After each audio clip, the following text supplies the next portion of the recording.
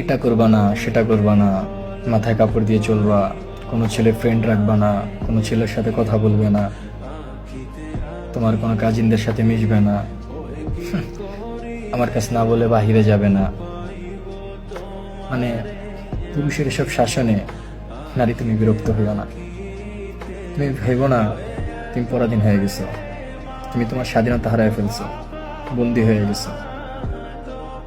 আসলে যে পুরুষ তোমাকে ভালোবাসে, যে তোমাকে সত্যিকারের ভালোবাসে, সে তোমাকে এভাবে শাসন করবেই।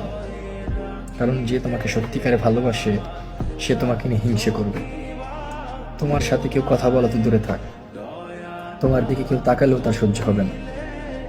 সে তোমাকে ভালোবাসে একান্ত তুমি তারই। সে পৃথিবীর সব কিছুর ভাগ দিতে পারবে, কিন্তু তোমার ভাগ অন্য কাউকে দিতে পারবে না। যে মানুষটা তোমাকে এভাবে শাসন করে সে মানুষটা সত্যিই তোমাকে ভালোবাসে। তাই বলি, তুমি পুরুষের এসব শাসনে বিরক্ত হইও না, তাকে ভালোবেসো।